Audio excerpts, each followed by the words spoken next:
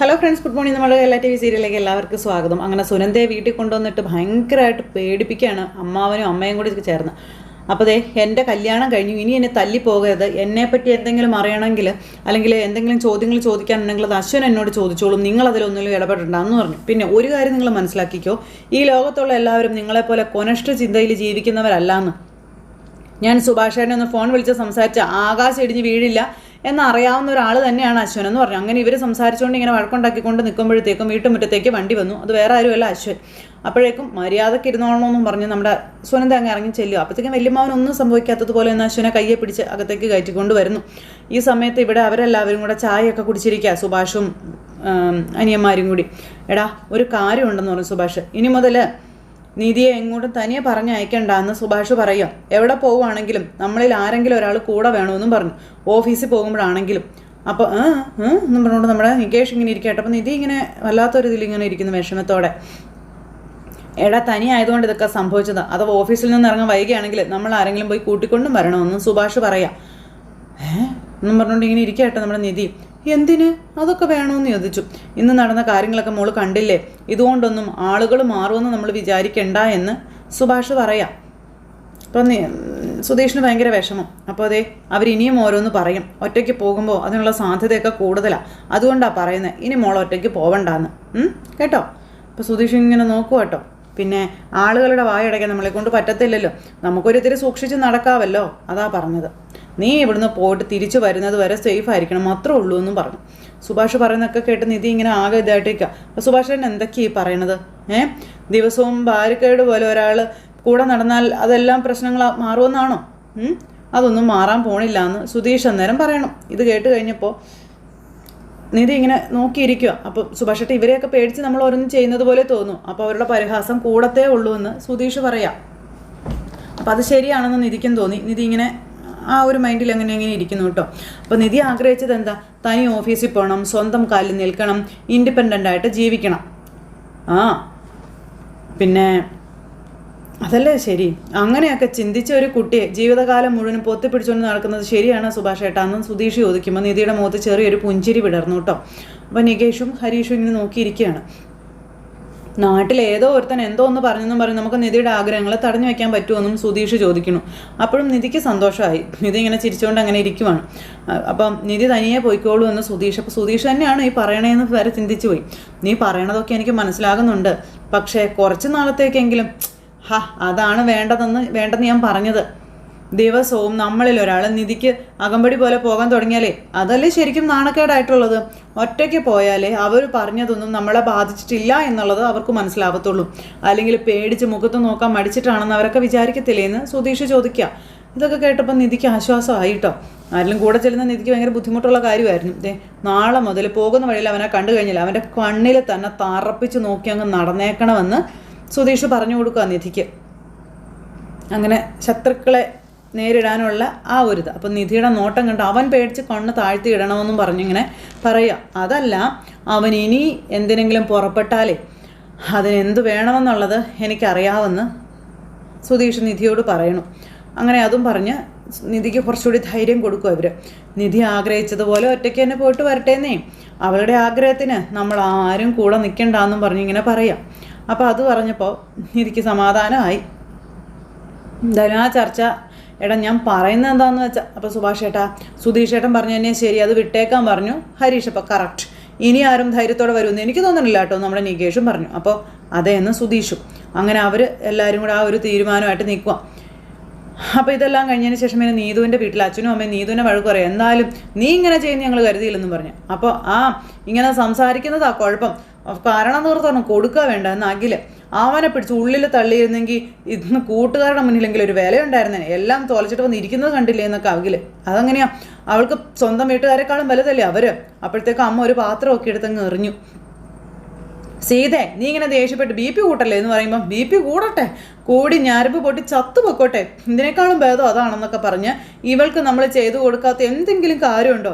കോളേജിൽ ചേർക്കണമെന്ന് പറഞ്ഞു അത് ചെയ്തു, പോയി വരാൻ വണ്ടി വേണമെന്ന് പറഞ്ഞു അത് വാങ്ങിച്ചു കൊടുത്തു, ഫോൺ, ഡ്രസ്സ്, മേക്കപ്പ് സാധനങ്ങൾ ഇതെല്ലാം നമുക്ക് കഴിവുണ്ടായിട്ട് ചെയ്തു കൊടുത്താണോ? ഇവളോടുള്ള സ്നേഹം കൊണ്ട് ചെയ്തു കൊടുത്തല്ലേ? അതുപോലും ഇവള് മനസ്സിലാക്കിയില്ലല്ലോ. എന്നിട്ടിപ്പോൾ ഇവൾക്ക് നാട് നീളെ പെണ്ണുങ്ങളുമായി നടക്കുന്ന ആ ലോറിക്കാരൻ്റെ മെക്കാനിക്കിനെ മതിയല്ലേ എന്നും പറഞ്ഞിങ്ങനെ ഭയങ്കര കരച്ചിൽ. അവന് വേണ്ടി നീ നിന്റെ തന്തെ നാണം കെടുത്തില്ലേടിന്ന് ചോദിച്ചോട്ട് കുറേ അടിയും വെച്ച് കൊടുത്തു നീതുവിനിട്ട്. നീതു ഒരു കൂസലും ഇല്ലാണ്ടിരിക്കുക. നാട്ടുകാരുടെ മുന്നിൽ എല്ലാവരുടെയും മുന്നിൽ വെച്ചില്ല നീ ഞങ്ങളെ നാണം കെടുത്തത്, എന്നിട്ട് കൂസലും ഇല്ലാണ്ട് ഇരിക്കണണ്ടില്ലേ എന്നൊക്കെ പറഞ്ഞ് ഭയങ്കര ഇത്. അപ്പം നീ എങ്ങനെ എൻ്റെ വയറ്റിൽ വന്ന് ജനിച്ചടി എന്നൊക്കെ അമ്മ ചോദിക്കണേ. ഇപ്പം നാട്ടുകാർക്ക് മുഴുവനെല്ലാം മനസ്സിലായി. ആ ചെറുക്കൻ ഇവളെ പ്രേമിച്ചത് ചോദ്യം ചെയ്തപ്പോൾ അവരെല്ലാവരും കൂടെ നമ്മുടെ മോനെ തല്ലി ചതച്ചെന്നായിരിക്കും ഇനി സംസാരം. ദേ ഇന്നത്തോടെ എല്ലാം കഴിഞ്ഞു. ഇനി മേലിൽ നീ ഈ വീട്ടിൽ നിന്ന് എങ്ങോട്ടും പോവില്ല, കോളേജിലൊരു കുന്തവും ഇല്ല, ഇതിനകത്ത് നീ കഴിഞ്ഞാൽ മതി എന്നൊക്കെ സീത. പുറത്ത് പോയാലല്ലേ നീ അവനെ കാണൂ, നീ ഇനി പുറത്ത് പോകുന്ന എനിക്കൊന്ന് കാണണമെന്ന് പറഞ്ഞോണ്ട് അമ്മ അങ്ങ് പോയി കഴിഞ്ഞപ്പോൾ അച്ഛൻ വന്നു. മോളെ ഒന്ന് ഇരുത്തി നോക്കിയിട്ട് അച്ഛനും അങ്ങ് പോയി. അങ്ങനെ എല്ലാവരും കൂടി നമ്മുടെ നീതുവിനെ വീട്ടുതടങ്കലിലും ആക്കി. ഇത് കഴിഞ്ഞതിന് ശേഷം എന്നെ കാണിക്കുന്നത് നമ്മുടെ സുധീഷ് അവിടെ കിടന്നിങ്ങനെ ആലോചിക്കുക. നമ്മുടെ സുധീഷിൻ്റെ ഭാര്യ എന്ന് നിധി പറഞ്ഞതും നീതു വന്ന് സംസാരിച്ചതും അങ്ങനെ എല്ലാ കാര്യങ്ങളും ആലോചിച്ച് നമ്മുടെ സുധീഷ് അവിടെ കിടക്കുക കേട്ടോ. ആ സമയത്ത് നീതു സംസാരിച്ച കാര്യങ്ങൾ ആലോചിച്ച് ഹരീഷ് അവിടെ കിടക്കുന്നു. നീ എന്താണ് ഉറങ്ങാത്തതെന്ന് സുധീഷ് ചോദിക്കുമ്പോഴത്തേക്കും ഹരീഷ് കെട്ടി അങ്ങ് പിടിച്ചു നമ്മുടെ സുധീഷിനെ. ഹായ് ഉമ്മയൊക്കെ കൊടുക്കുക. എന്താണ് നീ കാണിക്കുന്ന വൃത്തികെട്ടവൻ എന്നും പറഞ്ഞു സുധീഷ്. നീ എന്തിനാണ് ഉമ്മ വെച്ച് എൻ്റെ കവള് വൃത്തികേടാക്കുന്നത്? ആദ്യമായിട്ട് കിട്ടേണ്ട ഉമ്മയുടെ ത്രില്ലും കളഞ്ഞു വൃത്തികെട്ടവൻ എന്നൊക്കെ പറയുമ്പം ഭ്രാന്തൻ. സന്തോഷത്തിൻ്റെ ടാങ്കില്ലേ അത് ഓവർഫ്ലോ ആയതാണെന്ന് പറയുമ്പം എന്തോന്ന് പെട്ടെന്നേ ഉള്ളിലൊരു സന്തോഷം തോന്നിയെന്നേ അതെങ്ങനെ എക്സ്പ്രസ് ചെയ്യണം എന്നറിയാണ്ട് സംഭവിച്ചു പോയതാ. അതെന്താ പ്രത്യേകിച്ചൊരു സന്തോഷമൊക്കെ സാറിന്? എന്താ കാര്യം? അപ്പം നീതു ഇല്ലേ? നീതു അവളെ സൂപ്പറല്ലേ? സൂപ്പറാണെന്നൊന്നും പറയാൻ കഴിയില്ല, ഒരുവിധം ഓക്കെ ആണെന്ന് പറയാമെന്ന് പറയുമ്പോഴത്തേക്കും പിന്നെ അടിയായി രണ്ടും കൂടി. അപ്പോൾ പിടിച്ചൊരു തള്ളു വെച്ച് കൊടുക്കും. എന്താണ് നീ കാണിക്കുന്നത് സുധീഷ്? അപ്പോഴേക്ക് ദേഷ്യം വന്നല്ലോ കാമുകനൊക്കെ വെച്ച് ഗള്ളൻ. എടാ നിനക്ക് അവളെ ഇഷ്ടമാണെങ്കിൽ പിന്നെ അവൾ എങ്ങനെയായിരുന്നാലും എന്താടാന്ന് സുധീഷ് ഹരീഷിനോട് ചോദിക്കുക. എടാ ഒരു പെണ്ണിനെ സുന്ദരിയാക്കുന്നതേ നോക്കുന്ന കാമുകൻ്റെ കണ്ണ. ഈ പ്രേമം എന്നൊക്കെ പറയുന്നത് അങ്ങനെയാടാ എന്നൊക്കെ സുധീഷ് പറയുമ്പോൾ നമ്മുടെ ഹരീഷ് ഇങ്ങനെ സ്വപ്നം കാണും കേട്ടോ. ഒരു പെണ്ണിൻ്റെ കാമുകനെ ഏറ്റവും സുന്ദരി അവളായിരിക്കും എന്നൊക്കെ പറയാം. അതെല്ലാം കേട്ട് ഹരീഷ് ഇങ്ങനെ സ്വപ്നം കണ്ടുകൊണ്ട് കിടക്കണം. അവൾ ചിരിച്ചാലേ ഈ മുല്ലപ്പൂ ഇരിയും പിന്നെ എന്നൊക്കെ പറഞ്ഞ് ഇങ്ങനെ നമ്മുടെ നിധിയെപ്പറ്റി ഇങ്ങനെ ആലോചിച്ച് കിടക്കുന്നു. നിധി ചിരിക്കുന്നതും നിധിയുടെ പല്ല് പുല്ലമൊട്ടായിട്ട് സങ്കല്പിക്കുന്നതും പിന്നെ അങ്ങോട്ടൊരു മനസ്സിലൊരു കടുക് പൊട്ടലായിരിക്കും.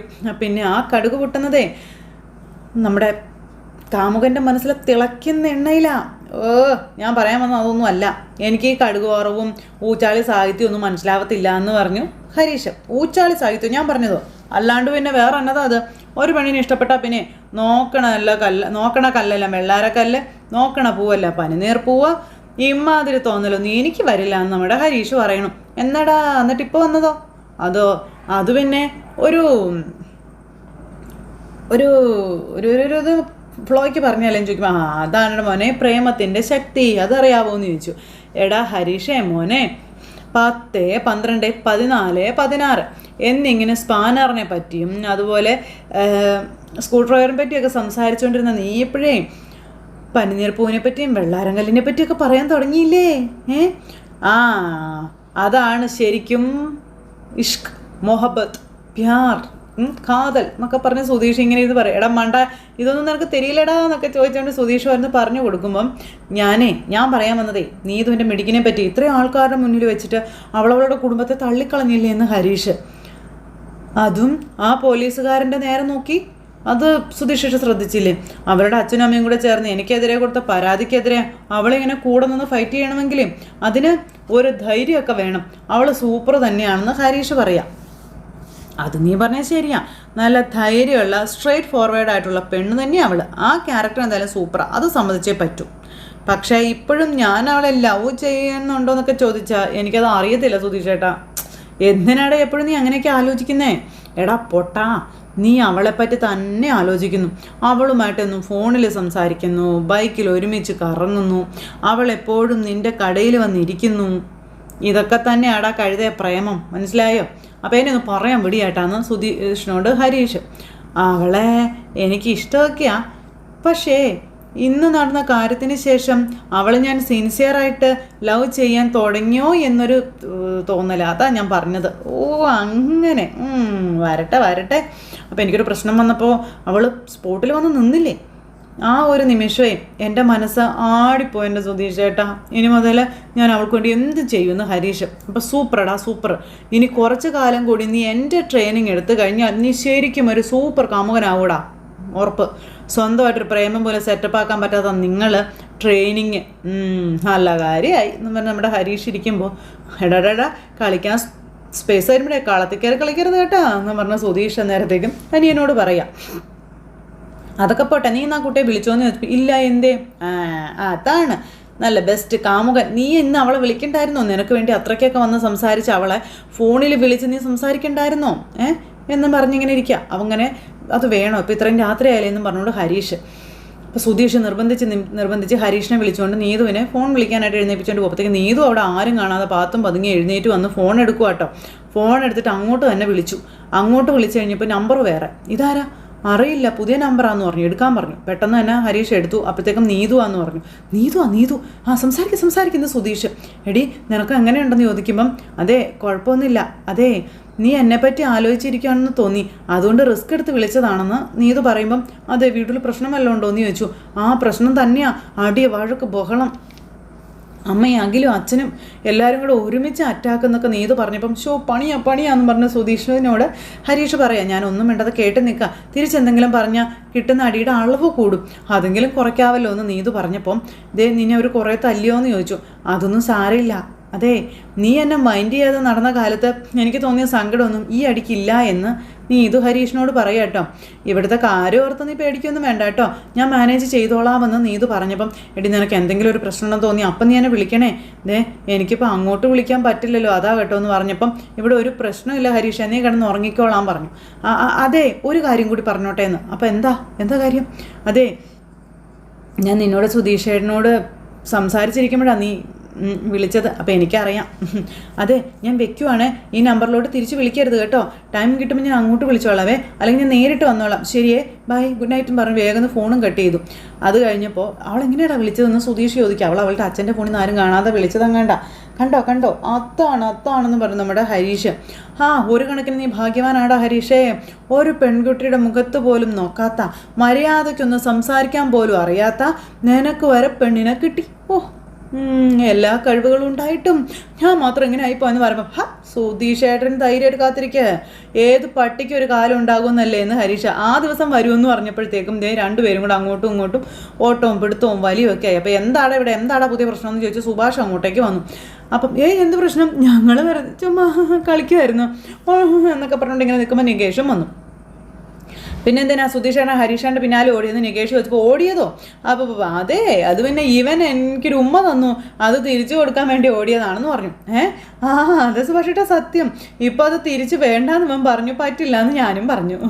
അപ്പം ഞാൻ എന്ന് പറഞ്ഞുകൊണ്ട് നമ്മുടെ ഹരീഷിന് പിടിച്ചൊരു ഉമ്മയും കൊടുത്തു. ഇപ്പോൾ ആ കടം വീടി, എന്നാൽ ശരി ഗുഡ് നൈറ്റ് എന്നൊക്കെ പറഞ്ഞുകൊണ്ട് കിടക്കും. പെട്ടെന്ന് കിടക്കാന്നും പറഞ്ഞുകൊണ്ട് ഹരീഷും സുധീഷും. അപ്പം നികേഷിനോട് സുഭാഷ് പറഞ്ഞു പഠിച്ചതൊക്കെ മതി, കിടന്നുറങ്ങാൻ നോക്കാൻ പറഞ്ഞു.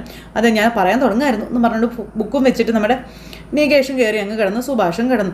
ആ സമയത്ത് സുധീഷും ഹരീഷും കൂടെ ഇങ്ങനെ ഷൂ പറഞ്ഞുകൊണ്ടിരിക്കുക. എന്താ എന്നും ചോദിച്ചുകൊണ്ട് നേരത്തേക്കും സുഭാഷ് ഒന്നുമില്ല, പെട്ടെന്ന് പുതപ്പൊക്കെ തലയെ കൂടെ ഇട്ട് അവർ രണ്ടുപേരും കൂർക്കം വലിക്കണം. രണ്ടുപേരുടെയും കള്ളയോർക്കം കണ്ടപ്പോൾ സുഭാഷിനും നികേഷിനും കാര്യം മനസ്സിലായി. രണ്ടും കള്ളയോർക്കമാണെന്ന് പറഞ്ഞ് കിടക്കാം. അങ്ങനെ ഇവരെ രണ്ടുപേരെയും നോക്കിക്കൊണ്ട് അനിയനും ചേട്ടനും കൂടെ അവിടെ കിടക്കുകയാണ്. അതെല്ലാം കഴിഞ്ഞു, നല്ല രാത്രിയായി. രാവിലെ നടന്ന സംഭവങ്ങളെല്ലാം നമ്മുടെ സുഭാഷ് ഇങ്ങനെ ആലോചിക്കുക കേട്ടോ. സുഭാഷിന് കിടന്നിട്ട് ഉറങ്ങാൻ പറ്റുന്നില്ല. എന്നിട്ട് സുഭാഷ് ഇങ്ങനെ തിരിഞ്ഞും മറിഞ്ഞൊക്കെ കിടക്കും. അതിനുശേഷം അനിയന്മാരെ 3 പേരെയും നോക്കുന്നു. അങ്ങനെ 3 പേരെയും നോക്കി അതിനുശേഷം എഴുന്നേറ്റിട്ട് ഹരീഷേ സുധീഷേ എഴുന്നേക്കടാ എന്ന് പറഞ്ഞുകൊണ്ട് എഴുന്നേപ്പിച്ച് ഇരുത്തുന്നു. അപ്പം നികേഷു ഒരു 10 മിനിറ്റ് സീരിയസ് ആയിട്ടൊരു കാര്യം പറയാനെന്ന് പറയുമ്പോൾ എന്താ കാര്യം എന്ന് ചോദിച്ചു കേട്ടോ. അപ്പം നികേഷിനെ വിളിച്ച് എഴുന്നേൽപ്പിച്ചു. എന്താണെങ്കിലും കാര്യം പറയേട്ടാന്ന് പറഞ്ഞു സുഭാഷ്. കാര്യം പറയാൻ പറഞ്ഞു. അപ്പോൾ ഇങ്ങനെ വിളിക്കണ്ടേന്ന് ചോദിച്ചു. അതായത് സുധീഷിനെ വിളിക്കണ്ട നിൽക്കാൻ പറഞ്ഞു. നിധിയുടെ കാര്യം ഓർക്കുമ്പോഴേ എനിക്ക് വല്ലാതെ സങ്കടം തോന്നുകയാണെന്ന് സുഭാഷ് പറയാട്ടോ. അതൊക്കെ സംസാരിച്ച് അടികൂടിയെല്ലാം കഴിഞ്ഞതല്ല. പിന്നെ എന്നാണെന്ന് നികേഷ് ചോദിക്കുമ്പോൾ നമ്മൾ പോയി അടിച്ചതും പോലീസ് പ്രശ്നം തീർത്തതും ഒക്കെ ശരിയായ കാര്യം തന്നെയാണ്. പക്ഷേ എല്ലാവരും കൂടെ കളിയാക്കിയപ്പോൾ നിധിക്ക് എന്തുമാത്രം വിഷമം ഉണ്ടായി കാണുമെന്ന് ചോദിക്കാട്ടോ സുഭാഷ്. ആ പയ്യൻ അങ്ങനെയൊന്നും സംസാരിക്കാൻ പാടില്ലായിരുന്നു എന്നൊക്കെ പറഞ്ഞു. അപ്പോൾ അതിനുള്ള മറുപടി നമ്മൾ കൊടുത്തല്ലേ സുഭാഷ് ഏട്ടാ? പിന്നെന്താ? അല്ല സുഭാഷ് ഏട്ടാ, അതെ ഞാൻ നീതുമായിട്ട് അടുപ്പുണ്ടായത് കൊണ്ടാണ് ഇതൊക്കെ ഉണ്ടായതെന്നൊരു തോന്നലുണ്ടോ സുഭാഷ് ഏട്ടനെന്ന് ഹരീഷ് ചോദിക്കുമ്പം ഞാൻ അങ്ങനെയൊന്നും വിചാരിക്കുന്നില്ല. അല്ല, അത്ര നിമിഷം കൊണ്ട് അവരെന്തൊക്കെ കാര്യങ്ങളാണ് പറഞ്ഞുണ്ടാക്കിയത്, അതൊക്കെ ഓർക്കുമ്പോൾ എനിക്കൊരു ടെൻഷൻ, ഒരു പേടി. അതെ, എൻ്റെ മനസ്സിലൊരു കാര്യം, ആളുകളുടെ വായടയ്ക്കാനൊന്നും നമുക്ക് പറ്റത്തില്ല. നോക്ക്, നിധിക്ക് ഇനിയും ഇതുപോലൊരു സിറ്റുവേഷൻസ് നേരിടേണ്ടതായിട്ട് വന്നാലോ, ആളുകൾ ഇനിയും അവളെ പരിഹസിച്ചാലോ എന്ന് സുഭാഷ് ഏട്ടൻ ചോദിക്കുക. അപ്പോൾ ഇവർക്ക് സങ്കടമായി. അത് ആവർത്തിക്കാതിരിക്കാൻ നമ്മൾ നോക്കണമെന്ന് സുഭാഷ് പറയുമ്പം, അല്ല സുഭാഷ് ഏട്ടൻ നമ്മൾ എന്ത് ചെയ്യണമെന്ന് നീ പറയണേ, അങ്ങനെ പറയരുതെന്ന് നമുക്ക് ആൾക്കാരോട് ചെന്ന് പറയാൻ പറ്റുമോ എന്ന് ചോദിച്ചു. സുഭാഷ് ഏട്ടാ, അവന് കിട്ടിയ ആ ഒരു അടിക്ക് അവനിനി ഒരാളുടെ മുന്നിലും മിണ്ടാൻ പോണില്ല എന്ന് പറഞ്ഞു. അതങ്ങനെയല്ല, ഇപ്പം ഇങ്ങനെയൊരു സംസാരം ഉണ്ടായില്ലേ, ഇനി ഓരോ അവസരത്തിലും ആളുകൾ ഇത് തന്നെ പറഞ്ഞുകൊണ്ടിരിക്കുമെന്ന് പറഞ്ഞ് സുഭാഷ് ഇങ്ങനെ ഹരീഷിനോടും നികേഷിനോടും കാര്യമായിട്ട് തന്നെ പറയാം, അത് അവർക്ക് മനസ്സിലാകാൻ വേണ്ടിയിട്ട്. അങ്ങനെ സുധീഷ് കേൾക്കാതെ ഇവരിങ്ങനെ സംസാരിച്ചുകൊണ്ടിരിക്കുന്ന ഒരു സിറ്റുവേഷൻ കാണിച്ചുകൊണ്ടാട്ടോ ഇന്നത്തെ കഥ അവസാനിച്ചിട്ടുള്ളത്. അപ്പോൾ എല്ലാവരും കാത്തിരുന്ന് കാണണേ. എല്ലാവർക്കും നല്ലൊരു ദിവസം ആശംസിക്കുന്നു. വീണ്ടും കാണുന്നത് വരെ എല്ലാവർക്കും tata, see can take care, bye bye. അതോടൊപ്പം നമ്മുടെ ചാനൽ ആദ്യമായിട്ട് കാണുന്നുണ്ടെങ്കിൽ ഒന്ന് സബ്സ്ക്രൈബും കൂടെ ചെയ്തേക്കണം കേട്ടോ. അപ്പോൾ എല്ലാവർക്കും സീ യു.